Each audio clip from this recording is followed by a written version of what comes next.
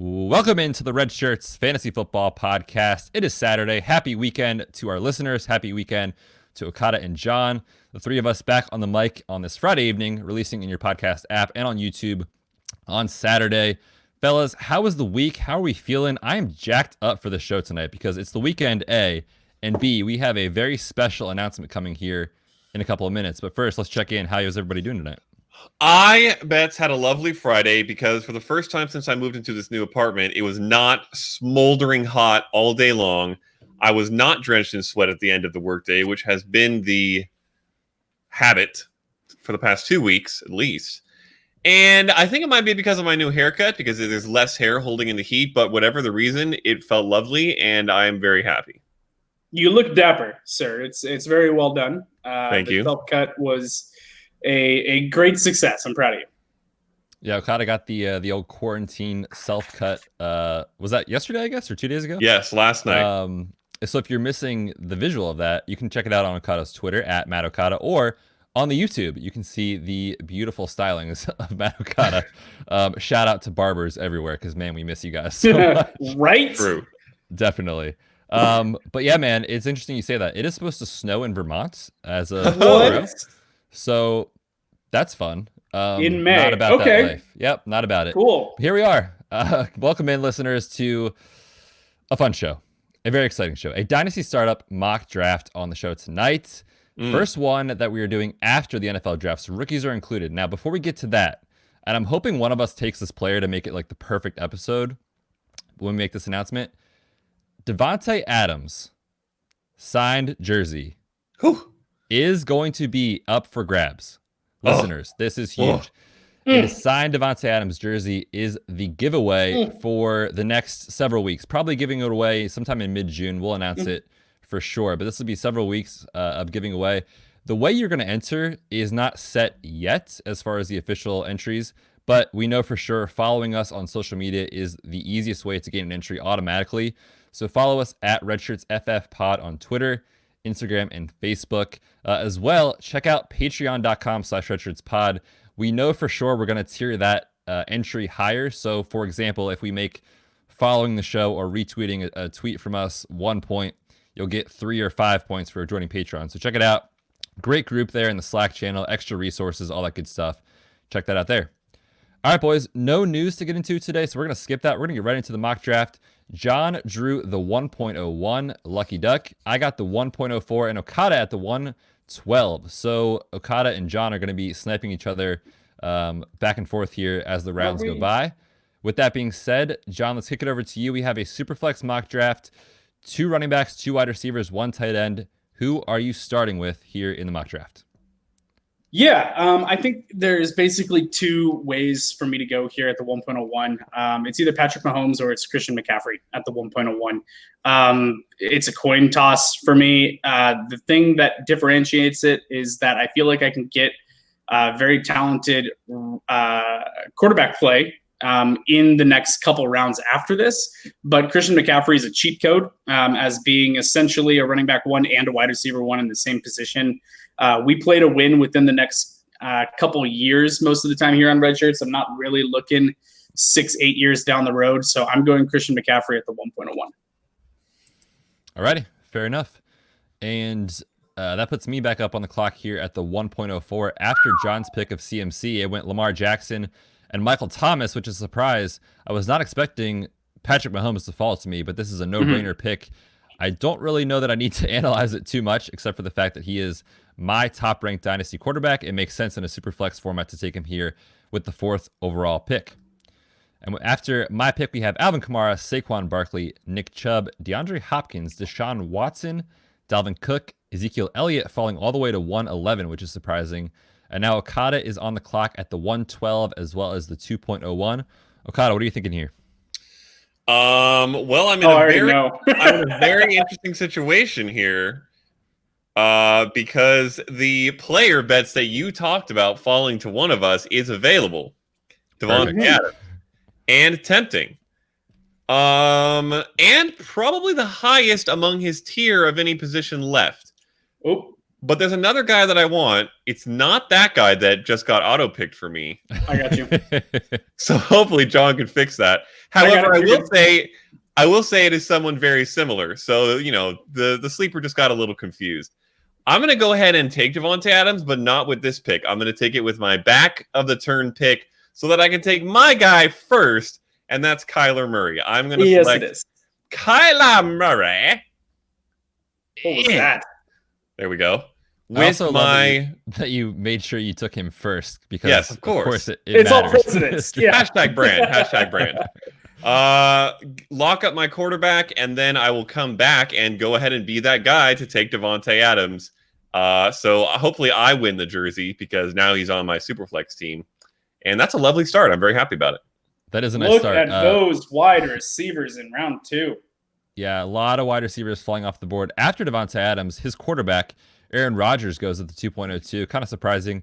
Then Julio Jones, Chris Godwin, Mike Evans, Russell Wilson at the 2.06, Juju Smith-Schuster at the 2.07, and then Tyreek Hill at the 2.08. Putting me back on the clock here, I'm looking at a couple of different positions. I'm looking definitely at wide receiver. There's probably not a running back at this point that I'm willing to reach for. At this pick, with the exception of I'm between Josh Jacobs and a guy that I've been rising on for quite a while now, DJ Moore. I think I am actually going to lean. I'm going to lean young wide receiver here. I'm going to take DJ Moore. Ooh. Guys, there's a couple offenses that I think are going to be sneaky good for fantasy this year. Carolina is one of them. They used every single NFL draft pick on the defensive side of the ball, and that means young, inexperienced players are starting. That means positive game scripts for Teddy B, for a good offensive mind in Joe Brady there as the offensive coordinator. So I like DJ Moore. I think he's in for a stellar season. I'll take him here in the second round. I like it. So after DJ Moore goes off the board, it is Joe Mixon and then Odell Beckham Jr. And I'm incredibly happy because I start my draft with Christian McCaffrey. And at the end of round 2, my one true love is available. And I will tell you this, and it might seem a little bit rich for a rookie running back going into startups. But I know I'm gonna say, because I've been in several startups in the last week or so.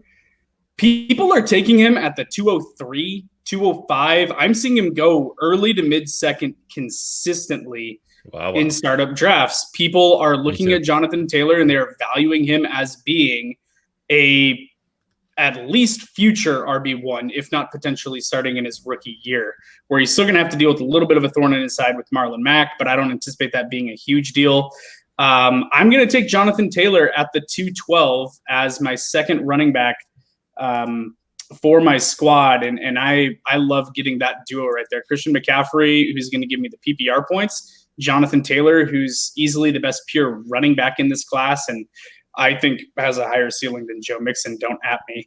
After that, because I'm not sure what just went on with my rankings. After getting my 2 running backs here off the board early, am going to look at the quarterback position, and there is still a quarterback that I am very, very high on, who, especially after the draft and getting a young stud, I think should be in the conversation for potentially being in the top 3 or 4 dynasty quarterback rankings. I'm going to take Dak Prescott here at the 3.01 and feel very, very good about that. Yeah, it is interesting that you say that. I should say I still am in a dynasty startup currently going on. Dak went at the 112 in a Superflex league. Yeah, I've seen it. Hype is real. And I agree with what you're saying on Jonathan Taylor. I've seen him a lot in the mid-second, early second. John, I'm going to kick it back to you real quick before I pick. Do you think Jonathan Taylor is a first-round dynasty startup pick next year? Yes, next year, absolutely. I think that he might get off to a little bit of a slow start. Like, he's not going to walk right in and do what Ezekiel Elliott did. Although, remember, even Zeke, his first, 2 weeks were really, really low, and people started getting all, frantic and trying to correct what was going on, because in redraft he was going at the 105 that year. People were getting really freaked out that he had a couple slow weeks to start, but they're rookies, and especially this year without potentially OTAs, I think it's going to be a little bit of an adjustment for all of these rookies to come in. I'm not going to panic if Jonathan Taylor has a slow first half of the season and starts to come on down the stretch, I think that that's completely fine. But looking to 2021, I expect Jonathan Taylor to be in the conversation of being like a top 5 dynasty running back. All right, fair enough. We will find out in a year's time. So check back with us at that point. With my pick here, after John's Dak Prescott selection of 3.01, 2 wide receivers went: Kenny Golladay and Cortland Sutton. I've got a wide receiver in DJ Moore. I've got a quarterback in Patrick Mahomes. I'm going to finally take my first running back here. I will take Josh Jacobs, second-year running back for the Las Vegas Raiders. We saw a great season last year. I am not concerned about the shoulder injury he sustained last year. That is going to heal up well over the offseason. And for Jacobs, it really comes down to a question of, will he get more work in the passing game? We're hearing them talk about it and kind of hype him up as if he's capable of doing that. We'll find out soon enough, but I'm comfortable taking him here in the 3rd round for sure, given the youth, given the talent. After Josh Jacobs, it goes Amari Cooper, Leonard Fournette, CEH, Clyde Edwards-Helaire, Carson Wentz, Melvin Gordon, Derrick Henry falling all the way to the 310 is that upsetting. Great value. I almost took him at the 3.04. Yeah. And then, sorry guys, sleeper, you gotta figure it out. I'm gonna remove that pick and I'm gonna sign a different one. That was Antonio Brown, by the way. I'm gonna go Aaron. Highest total. I'm gonna go Aaron Jones there. Sure, fair enough. And I'm gonna sign that. And is there a way for me to remove a player from? I wish you could. Prob's not. I don't think so. That there is. That's frustrating. Okay. Anyways, we'll work around it. But anyway, yeah, Aaron Jones off the board at 311, and that puts Okada back on the clock for 2 picks. All right, so I know my first pick, and it is another hashtag on-brand pick, not so much for the player, but the position. And I'm trying to decide what my follow-up pick is going to be. It's almost definitely going to be a receiver because I don't like the guys that are there at running back too much. There's a couple that are interesting. Miles Sanders is interesting. A couple of the rookies are pretty attractive. You know what? I'm going to start with my guy. And then while I talk about him, I'll make my next pick. So my guy is going to be George Kittle at the 312. I'm going to be the first guy to take a tight end. He is the #1 dynasty tight end. And as we all know, or if you've been listening for more than a month, you should know, I love to have an elite tight end in dynasty. It is a huge difference maker. Really in redraft or dynasty, but in dynasty, especially if you can get a good young tight end, you are going to have that advantage for a long time over your opponents. So I will do that. And then I am going to go ahead and take a guy that you know what? No, I'm going to go running back. I'm going to take a very diversified first 4 picks, and I'm going to take Miles Sanders here. I like it. There's a couple rookies that are right in that range, but I think Miles Sanders is more guaranteed to be very productive over the next couple years, and that's what I really care about. So I now have one player at each position through round 4. That feels just so balanced. I love it. It sure does. I'm going to kick it back to you real quick, Okada. Yes. What are your concerns, or do you have concerns? Everyone says this when they talk about Miles Sanders. Is Doug Peterson going to utilize him in the RBBC? Should we be worried about that in 2020 and potentially beyond? To a degree, yes. But almost at this point, it's to the degree that like the vast majority of teams and coaches are using. We are not in the days of Walter Payton and Jim Brown anymore. We are in the days of the RBBC being commonplace. Like, unless you're Ezekiel Elliott, Saquon Barkley, or Christian McCaffrey, Derrick Henry. You're probably, and Derrick Henry. Although even he has lost too many touches to Dion Lewis for that, the difference between those two players. But yeah, unless you're a top 5 running back, pretty much, you're going to share carries and you're going to share workload. And I do think Miles Sanders dominates the passing game in that offense, so that helps as well. Mm-hmm. Do I think he's going to get 300 carries? Absolutely not. Do I still think he's going to be a top 12 dynasty running back? Yes, I do. And that's good enough for me. What do you think, like 225 carries and 45 receptions? I think he could even get up to 60 receptions, especially with that receiving core. But yes, that's about right. Yeah, it's interesting you bring that up. I've actually heard a lot of people discussing the fact that they think the new receiving core with Jalen Reagor and John Hightower and Marquise Goodwin, these rookies and these veteran speed receivers, Hurts, Sanders, I think is the opposite. I mean, those are unreliable targets at this stage. Zach Ertz is locked in. Alshon Jeffrey still coming off of the foot injury from last year. I do not trust this year. Deshaun Jackson, it's put up or shut up time, right? Like, Miles Sanders is going to catch the football, and the RBBC thing for Miles Sanders is completely overblown, in my opinion, when you look back at the rosters that Doug Peterson has worked with, especially in Philly. I mean, now we're talking about Sanders, Elijah Holyfield, undrafted free agent Michael Warren, and undersized Boston Scott. Like, right, they did not bring in competition. No, like they brought in. They signed a veteran. Maybe they signed like Carlos Hyde or like Devontae Freeman. But I love that pick, Okada. I think at the fourth round is an absolute steal. After Okada's pick of Miles Sanders, we got Keenan Allen, Baker Mayfield, Stephon Diggs, Josh Allen. Skip those two. Cooper Kupp coming off the board as well. It falls to me at the 4.09, fellas, and this is a no-brainer. Okada talked about an elite tight end. I'm gonna pair up Patrick Mahomes with Travis Kelce. You got the stack. Nice. I gotta take the stack. He's a little bit older in terms of other players on the board at this point, but the production is just so solid and is elite. I will take the projected top scoring tight end in 2020 with this pick. I like it. I love that stack, being able to get Mahomes and Kelce with having a young stud wide receiver DJ Moore and a young stud running back Josh Jacobs. That's pretty. That's a nice start. So I'm on the clock here with Christian McCaffrey, Jonathan Taylor, Dak Prescott. I do not have a wide receiver yet, and I find myself here at the turn. And there's a couple ways that I can go. I can either take like one wide receiver and then wait another round and get like a third running back here, because running back depth goes faster than wide receiver depth does. So I feel more confident in my ability to come back with a wide receiver 2 at the end of the 6th round than I do about getting a depth piece at running back. So what I think I'm going to do here, I think that I'm going to take my first wide receiver off the board. There's a few different options. Allen Robinson, who is vastly underrated but has subpar quarterback play. DJ Shark, who's very interesting. CeeDee Lamb is sitting here. I think that I am going to go.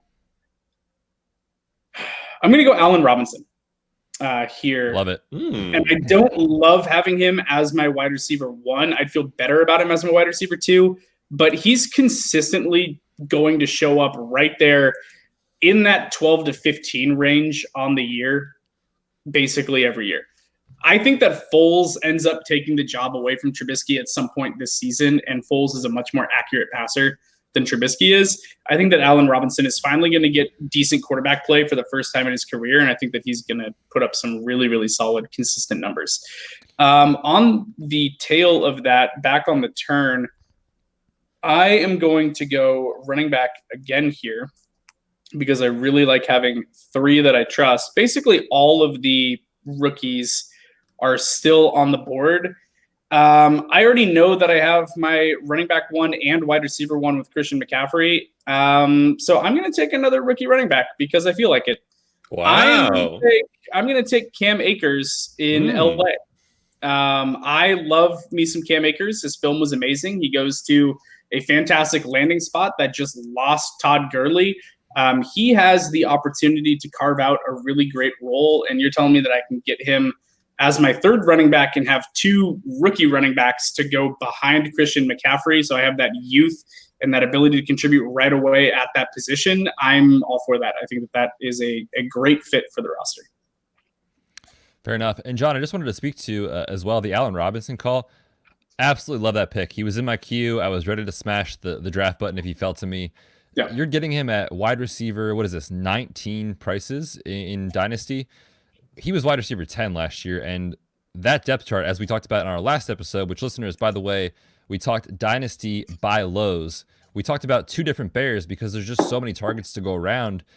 The wide receiver 2 is Anthony Miller, and beyond that, it's no one. Allen Robinson is going to finish as a wide receiver 1, I believe, in fantasy this year, given what we saw last year and given the massive target share, 3rd most at the wide receiver position last year. So love that call. Still just 26 years old. Absolutely love Allen Robinson there. At the next 2 picks after John's Cam Akers, we have Adam Thielen, Chris Carson.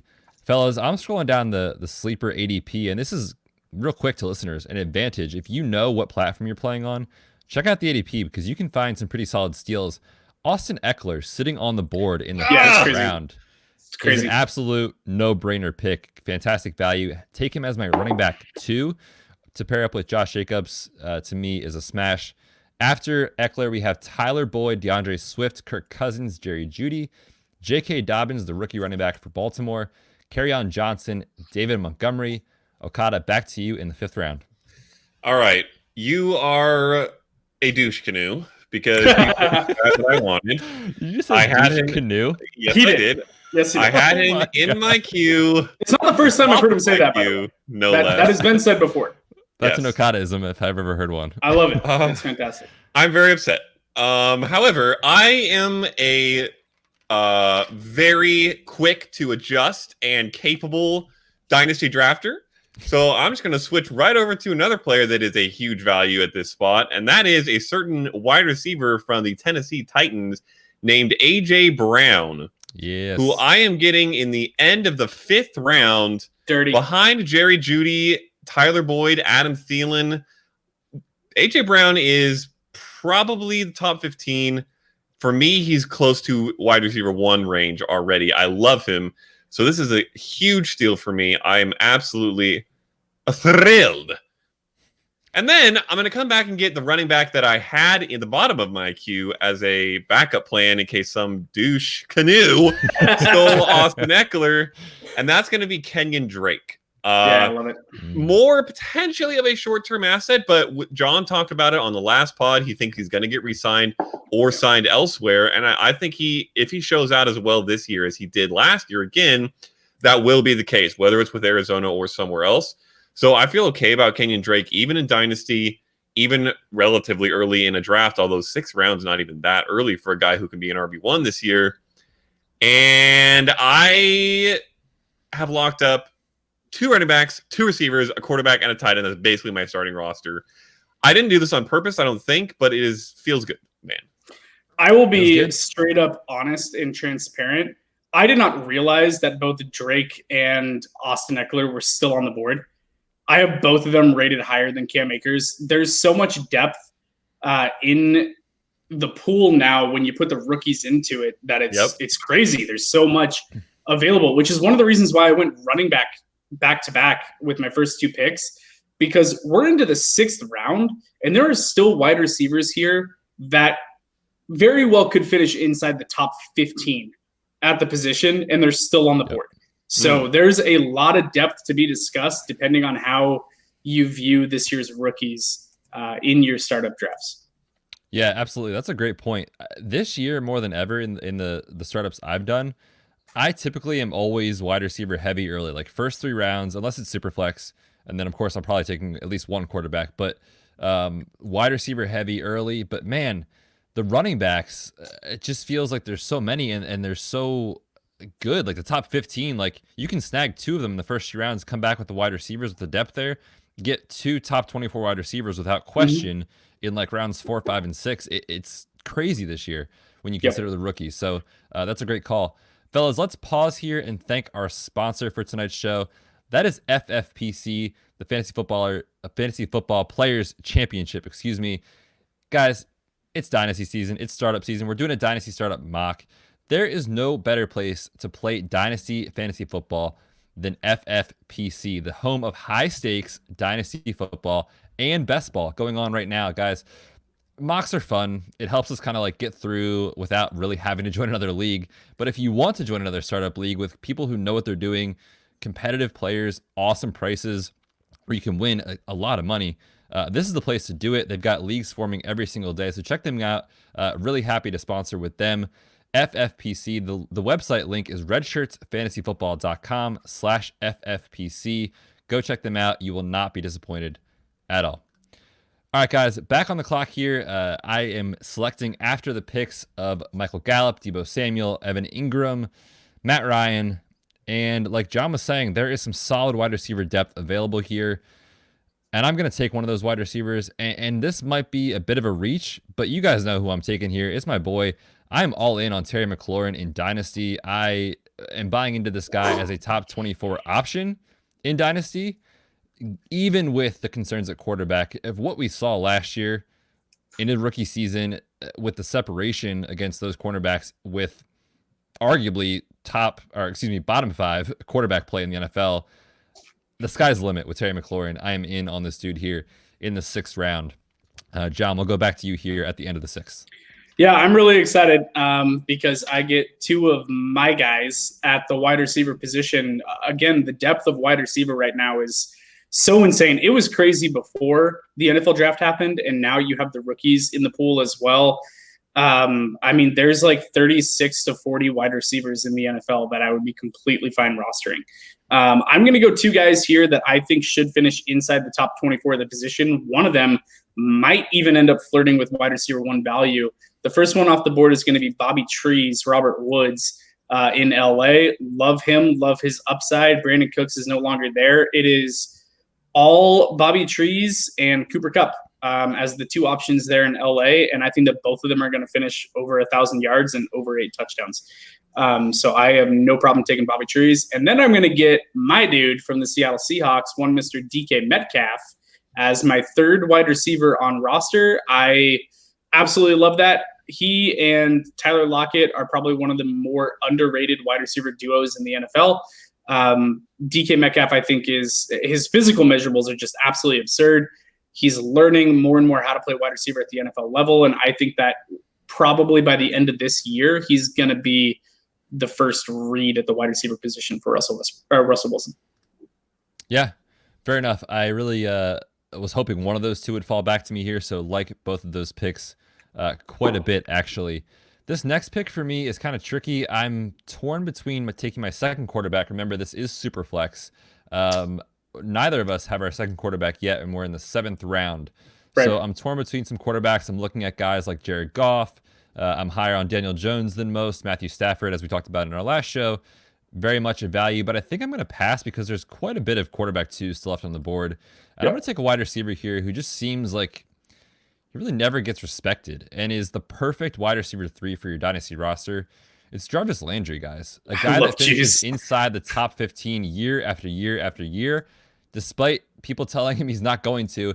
And we've talked about it with Baker Mayfield and with this offense. I'm buying the bounce back from Baker, and I'm buying Jarvis Landry as a rock-solid, still 27-year-old, perfect wide receiver 2 for your roster. So that's what I'm taking here.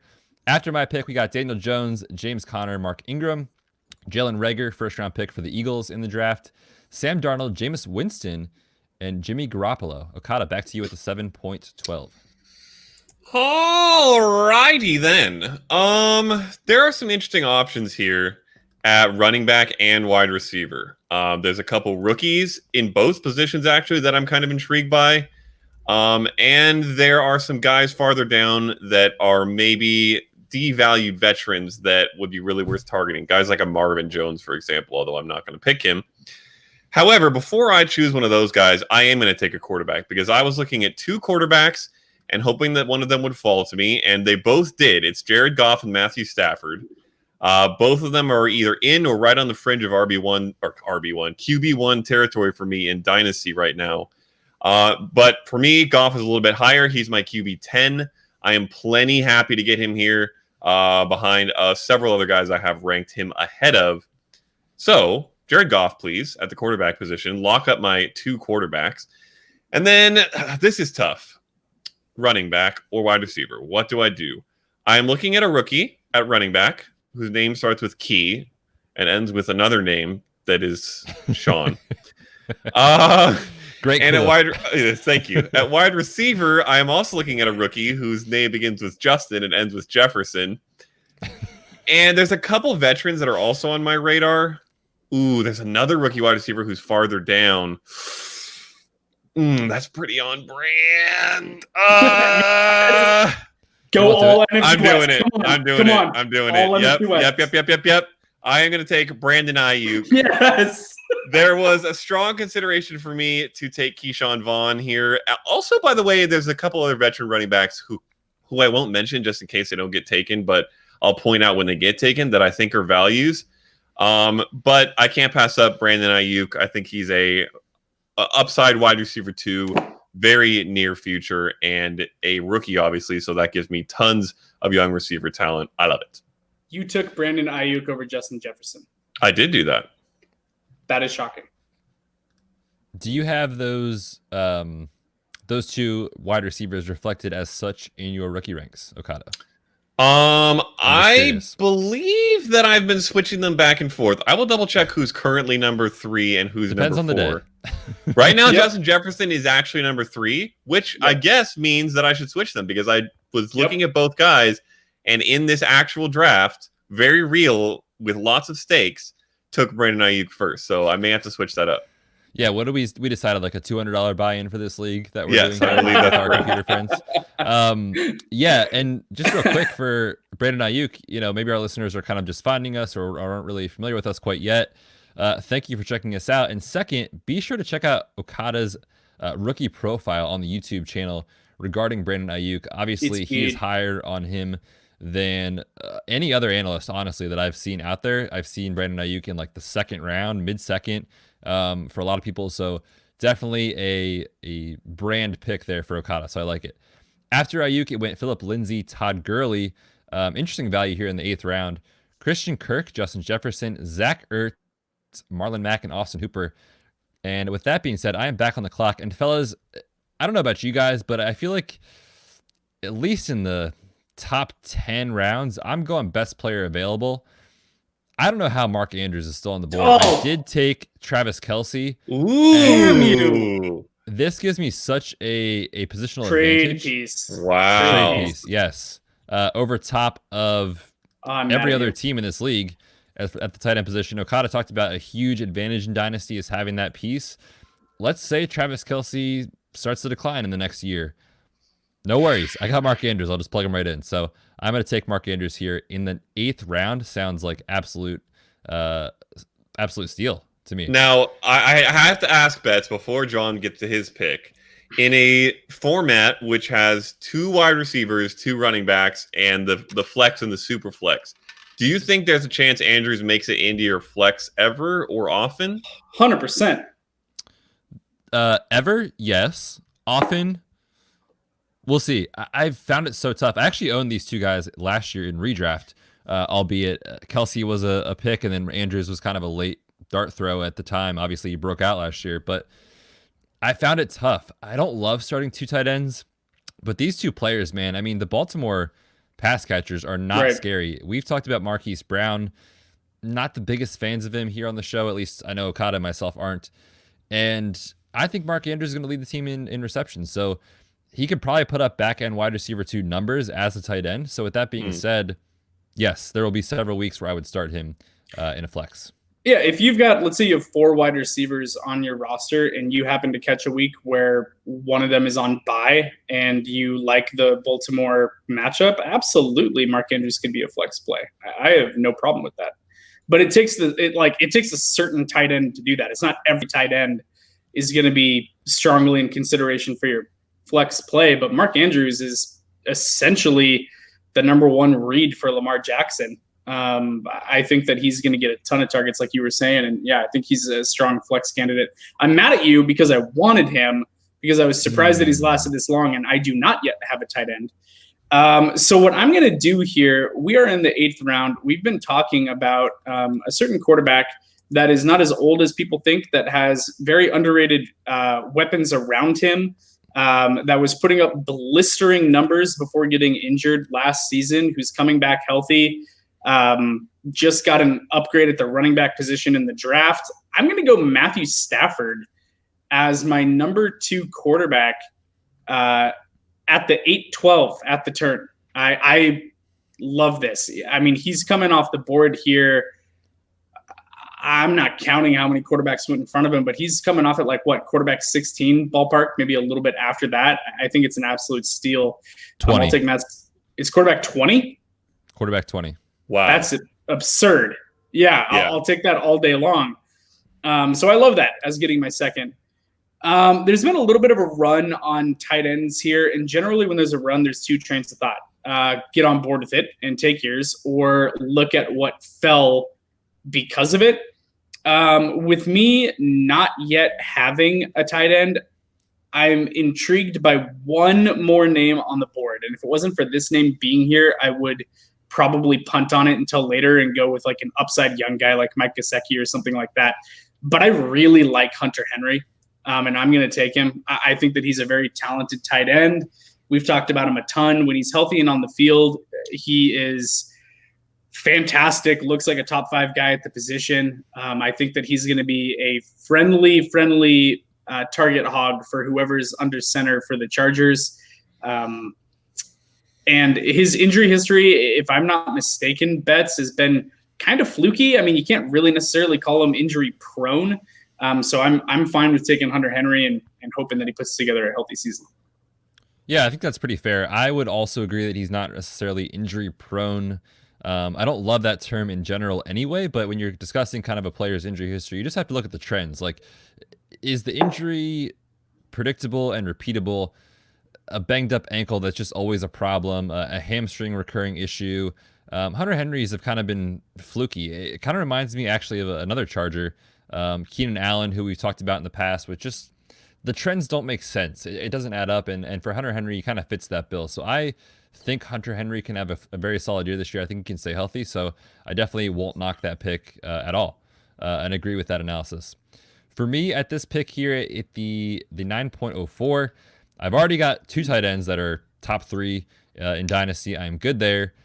Running back, it's tricky at this point, and I guess this is what I get for taking 2 tight ends. There's not a lot of players that I'm really eyeing on the board here. Wide receiver, there's still some solid value and some good players. Quarterback, it really is starting to thin out a little bit. I'm gonna take my second quarterback here. It's just a matter of who. So I'm debating a veteran starter, a guy like a Derek Carr, or maybe a rookie in Joe Burrow or Tua Tagovailoa, who I am going to take. Listen, Tua is my top-ranked quarterback in this class. He would have been for everyone had the injury not happened. We've talked about it a lot previously on other shows where, with Tua, I don't think this year is going to be the year of Tua. I really don't. Right. I think it's Ryan Fitzpatrick. I think he sits for most of the year, if not all. And I think 2021, he is a rock-solid quarterback. So I'm going to pair him up with the security of Patrick Mahomes. I can take a shot, and I'll pick up a veteran later to fill out the roster. So I will take Tua here. And with that pick, we have Darius Geist, TJ Hawkinson, N'Keal Harry, Lamar Miller, gross, in the 9th round, Will Fuller, Sonny Michel, and Rashad Penny at the 9-11. Okada, it is back to you. Wow, this is tough for the wrong reason. I had 9 guys in my queue with a whole round to go, and I figured that a lot of them would be gone, and I'd be like, oh boy, I have to figure out someone else. Instead, they're almost all still there, and now I don't know what to choose. Here's the thing. I have 2 running backs in Miles Sanders and Kenyon Drake. Neither of those I don't think would be considered super elite. I did not pick a running back in my first 3 rounds. How dare you slander Kenyon Drake like that? Listen, he's good, but from a dynasty standpoint, I mean, he's a 6th round pick. He's not a 3rd round pick or earlier. And not having that like secure confidence that I would get from drafting an RB in the 3rd round makes me intent on leaning a little bit more running back here than wide receiver, even though I think there's good options at both spots. So what I'm going to do here is take 2 running backs. They're quite different. One of them is a guy I mentioned last pick, 22 picks ago, 23 picks ago, however many it is. Math is hard. And that's Keyshawn Vaughn. I'm going to take the rookie Tampa Bay running back who I think has a chance to be very productive, one of the most productive rookies out of the gate if he can play up to the level that they drafted him to play at because of the opportunity there. I think the offense is going to be good. I think they drafted him for Bruce Arians to be his David Johnson. And if he can play anywhere close to the level of David Johnson, anywhere close, I'm going to get good value with this pick. And then I'm going to do an interesting thing here, guys. After picking Bruce Arians' new David Johnson, I'm going to take his old David Johnson, David Johnson. David Johnson. I actually think David Johnson is a big value. I was also eyeing him. He was the veteran guy that I mentioned last pick that I wasn't going to talk about. I think he has a very good chance that he bounces back to maybe not to his RB1 days, but to very good RB2 days. Last year, before he got hurt, he was on fire. He was like a top 5 running back. And then he had all those back issues that he dealt with for the rest of the year. I think there was something else too, Betz. Was there an ankle too? Ankle, yep. Yep.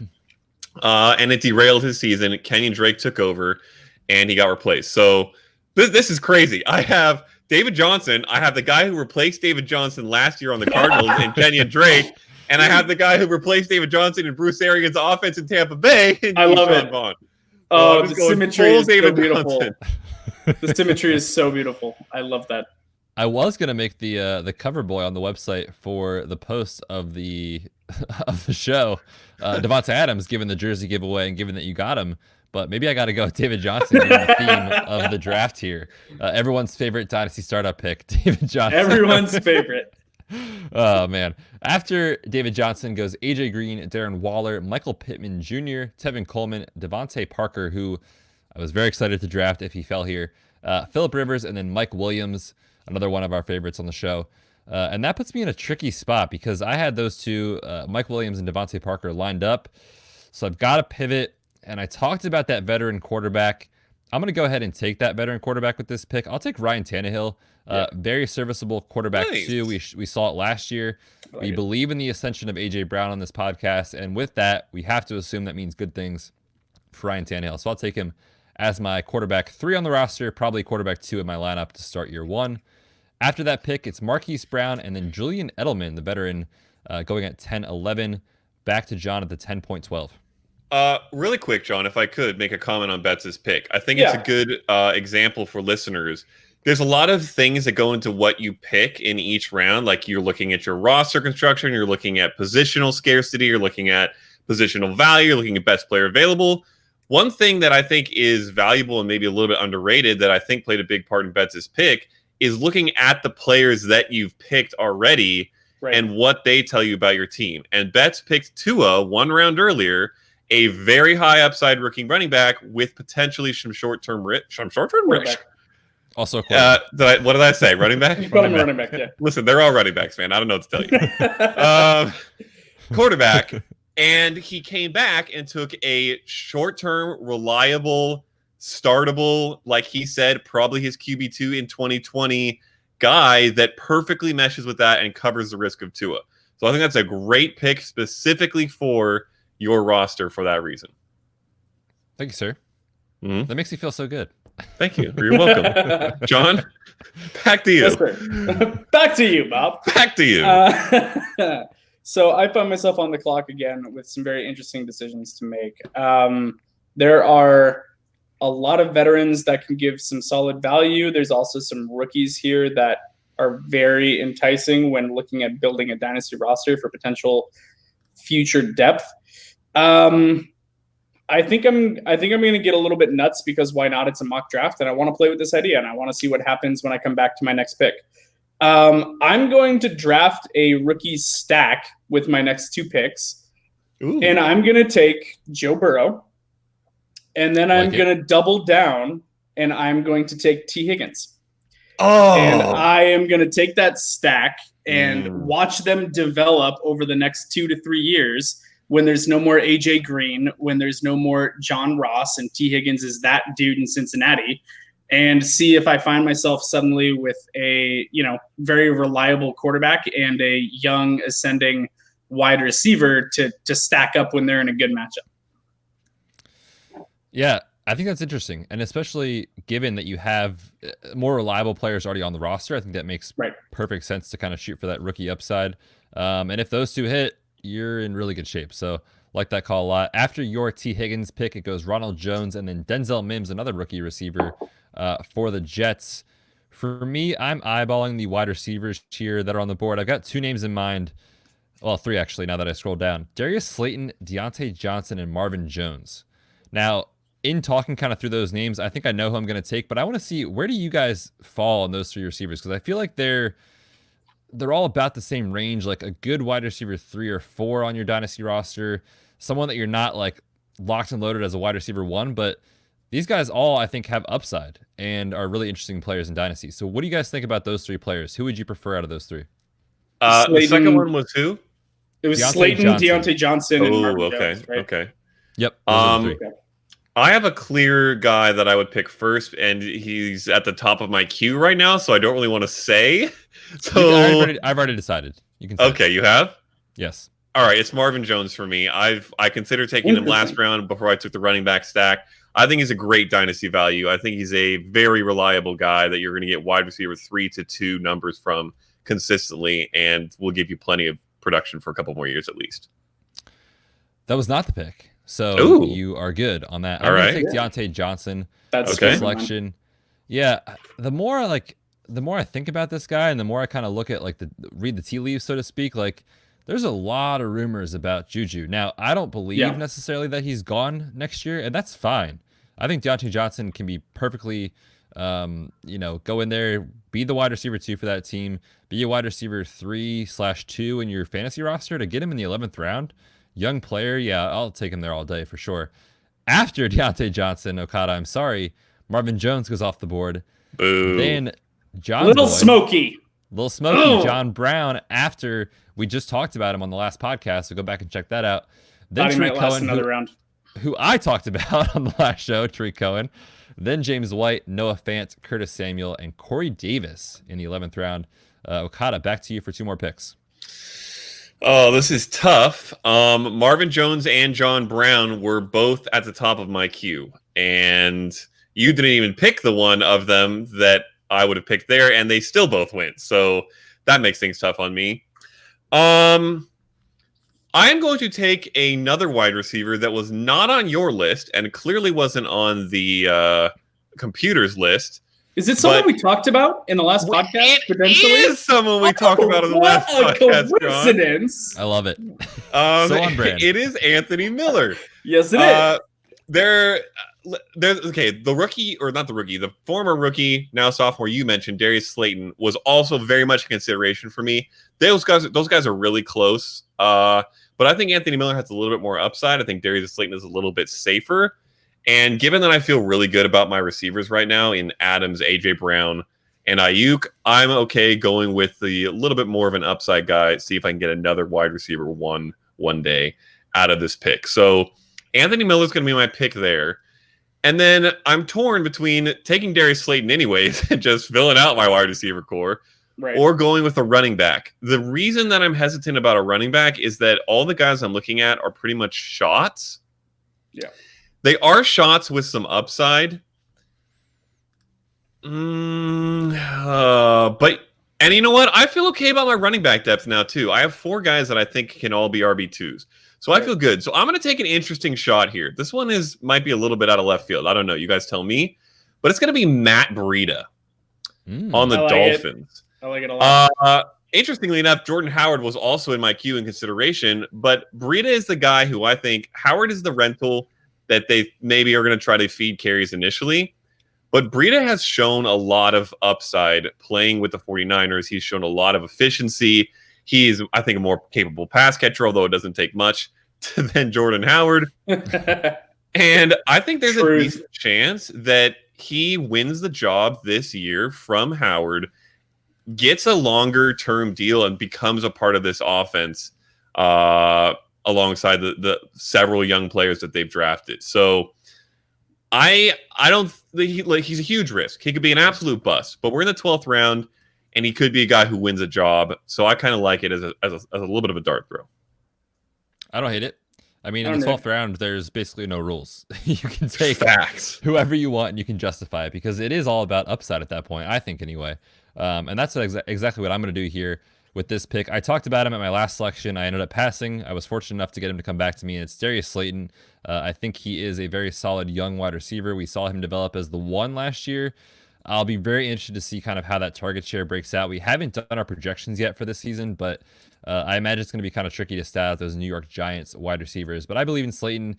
Showed really good chemistry with Daniel Jones last year. So he goes off the board here at the 12.09. Zach Moss is the next pick. Darrell Henderson at the 12.11. And we are back to John for 2 more picks. That we are, Matthew Betz. I'm on the clock here, and I find myself in a bit of an interesting situation where I have 4 wide receivers. I have 3 running backs. I don't like not having more running backs than that, but it is what it is. I think that I found really good value at other positions. I like having a rookie quarterback as my third quarterback on roster in a Superflex Dynasty league. I think that's great, something to build around for the future, potentially a trade piece. A couple, young wide receivers. T. Higgins, a rookie. DK Metcalf, a second year. That's really on the ascent. I am going to take a running back here. Actually, I think I might take two. We'll see.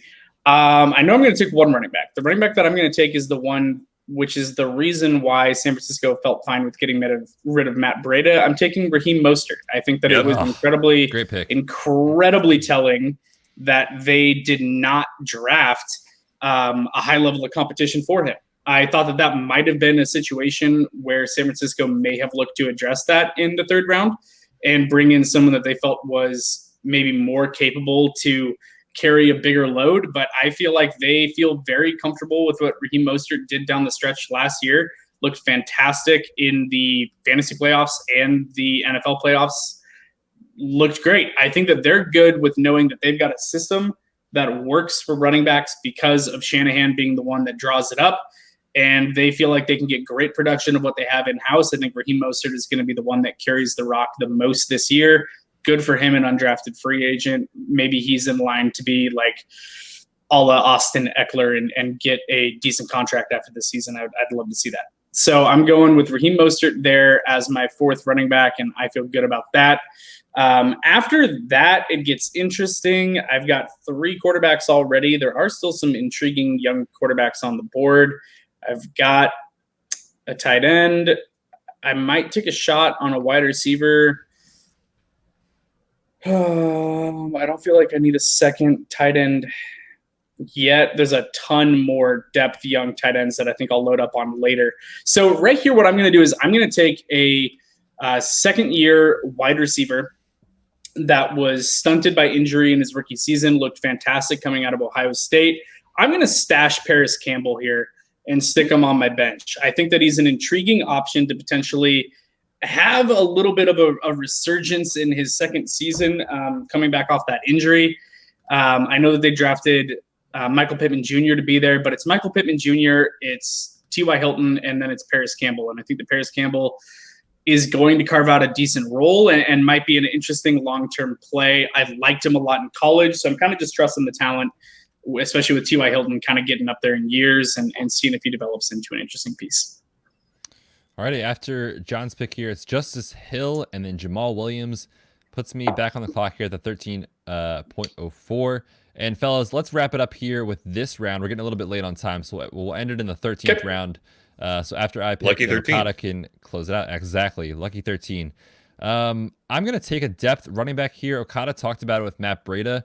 Jordan Howard could just as easily take that lead job. And we saw him put up pretty good numbers last year in Philly before going down with a shoulder injury. So I will take him here. And let's not forget, guys, came out as a rookie, had like over 250 fantasy points, over 1,000 yards rushing. So loved him in Chicago.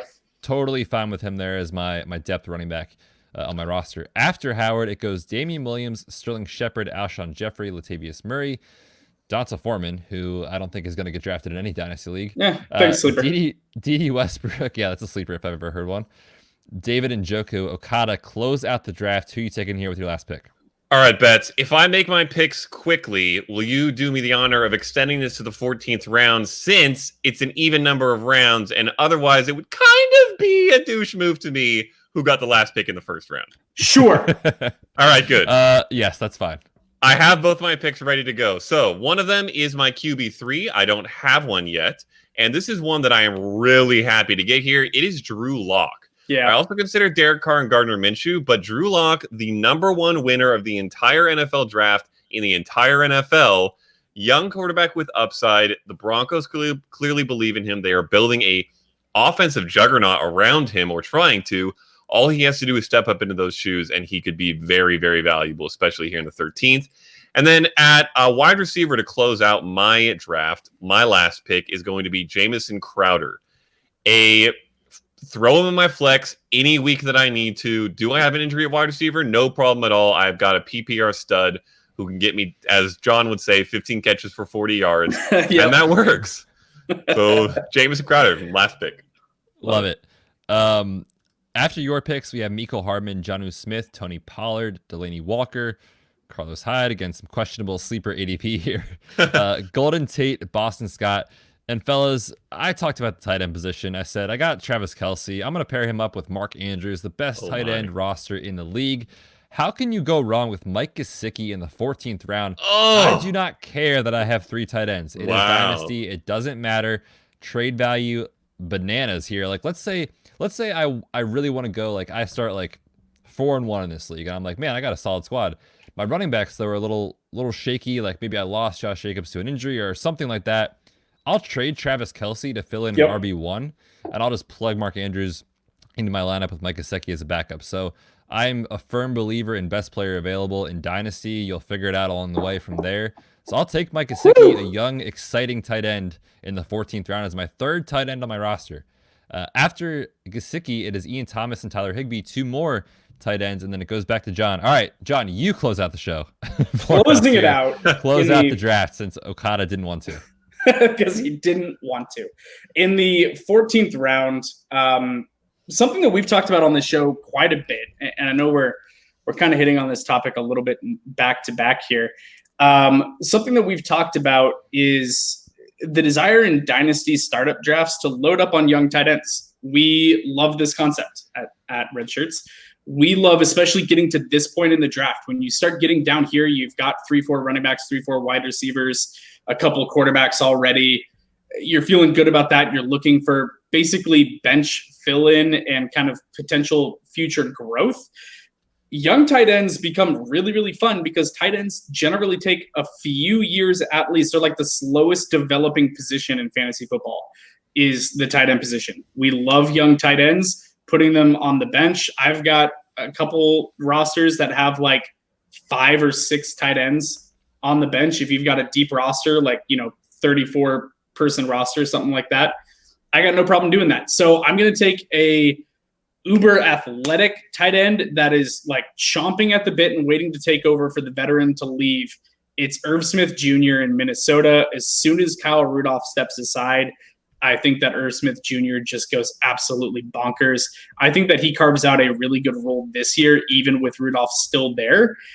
He's one of my favorite young tight ends in the league for his athleticism, for what he did at the combine, for everything that he brings to the table. I think that he's a great prospect and someone that's going to grow very well. This last round that we were in, there were 6 tight ends taken. That's what happens when we start getting to this point in Dynasty startups. People are wanting to do that depth. Jonnu Smith, I don't know why Delaney Walker went. So there were 5 tight ends taken. Jonnu Smith, Mike Gesicki, Ian Thomas, Tyler Higbee, Irv Smith Jr., all tight ends that have only been in the league for a couple years and have some really good future outlook. I love it. I love stashing young tight ends. Irv Smith Jr. is one of my favorites to do it with. Yeah, he's a great stash and a great player to pair up with an already proven asset tight end position because, like you said, he definitely has the upside. Just a matter of when he gets on the field. All right, fellas, that is it for the Dynasty Startup mock draft.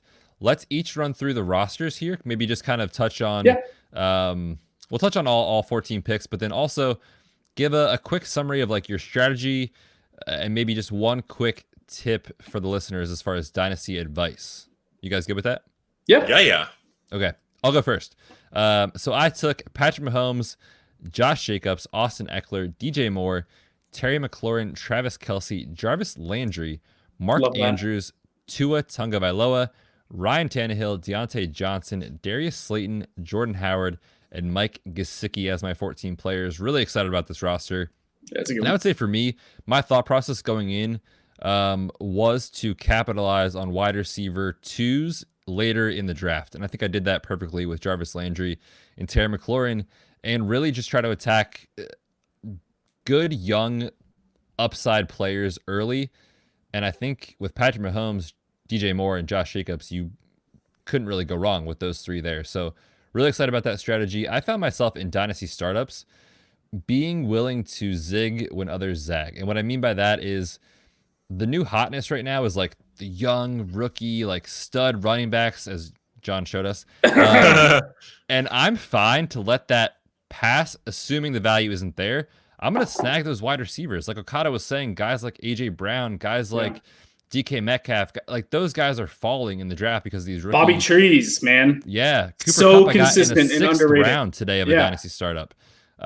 It's unreal, crazy. the rookie fever. So my tip for listeners, if you're in a startup, it's okay to go after the rookies, but don't forget about those veterans. They're going to produce earlier, and they're going to have more value than you think. So that is my piece of advice. Let's kick it over to Okada for his roster. Alrighty, I'm going to go positionally, Betz, because I do things my way. You're so cool. Yeah. At quarterback, Kyler Murray, Jared Goff, and Drew Lock. At running back, Miles Sanders, Kenyon Drake, Keyshawn Vaughn, David Johnson, getting the full David Johnson tree there, if you will. The full and Matt Breida. And then at wide receiver, we have Devontae Adams, AJ Brown. Get that jersey, by the way, for Devontae Adams. Why did you AJ Brown pronounce that Adams? Like, it was the weirdest. There are no Adams. explanations. Oh You just my have gosh. to go with it. Okay. All right. Brandon Ayuk, who looks like he may be my starting flex. Anthony Miller and Jamison Crowder. And then at tight end, only George Kittle, because I was not smart enough to look at the Mike Gesicki value late in the draft. Only Betz was. So that was a nice move there. As far as strategy, I would say what basically happened for me is through the first 4 rounds, good solid players fell to me at value at each of the 4 different positions. And so from there, and they were all kind of reliable. I would consider them reliable players. And so from there, I kind of just bounced back and forth between the rest of the positions and largely targeted upside. And for me, I do like to go safer earlier and upside later. Yes. Because the earlier you pick a guy, if they bust, the more it hurts. And so, getting myself Devontae Adams in the second round, as opposed to maybe like going for someone like a Juju, who I love and think could be a top 3 receiver, and is much younger, but also carries more risk. I'm going to go with a guy like Adams. So that largely dictated my draft. Yeah, I mean, what's the old adage, right? You don't generally win your fantasy football championship in the first round, but you can lose it. Yep. It's that theory. I like safety early, which is exactly why I went with a rookie running back in the second round. So outside of that pick, any of the normal rules, John, don't apply to you when it comes to Jonathan Taylor. So it's entirely true. So I have managed to acquire him in every single one of my dynasty leagues except one. There is one where the person is asking me to basically just die on a wooden stake for the next 3 years in order to get Jonathan Taylor, and I'm thinking about it. Of course you are. So I'll go through mine. I mean, Christian McCaffrey to me is the 1.01 of everything in Dynasty. He's just an absolute stud. He's my running back 1 and might even finish with better wide receiver numbers than any of my other wide receivers on my roster. Because I'm, really enjoying the way that Okada just broke it down, I did like looking at it by position. So I'll go quarterback. Quarterback Dak Prescott to me is a top 4 Dynasty quarterback, especially after the addition of CeeDee Lamb. Absolutely love him. Matthew Stafford, screaming value at the 8.12. And then Joe Burrow as my 3rd quarterback on roster. Throw a rookie back there and see how he develops. I absolutely love that.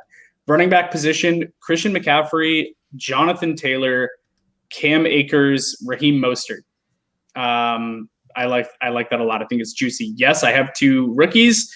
Wasn't necessarily the intention, but I do happen to like both of them and think that they went to really good landing spots. Jonathan Taylor should be a bell cow fairly soon, if not right away. They traded up to take him in the second round of the NFL draft. Cam Akers got great draft capital, went to a fantastic landing spot where his only competition is Darrell Henderson. I think that he's a shoo-in to get great workload there as well. From the wide receiver position, the reason why I went running back so early is because I genuinely believe that there are so many wide receivers available that from a week-to-week basis are going to finish inside the top 24. They might not finish top 24 on the season. Maybe they're in the 30s on the season because there's so many of them.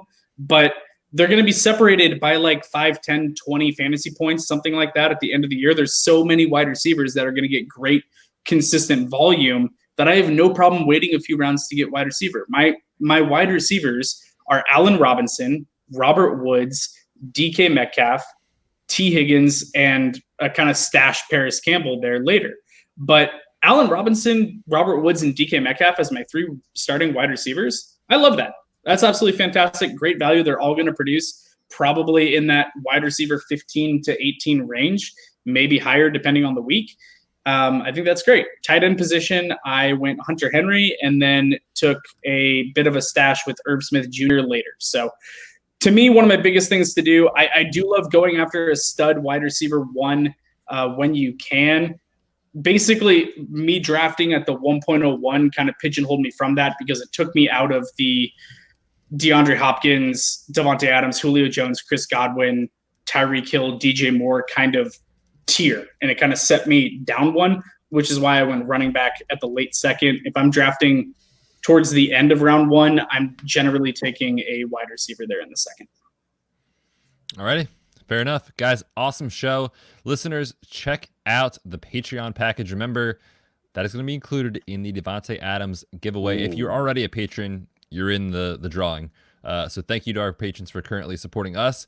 Check us out on social media at Redshirts FFPod. Subscribe to YouTube. Subscribe in your podcast app. And hey, if you like what you're hearing, you might want to drop a rating and review because, again, it will be included in the Devontae Adams. Oh! All right, fellas, we're back next week. Hope everybody had a great week. Enjoy the weekend. Until next week, and until next time, we are the Redshirts.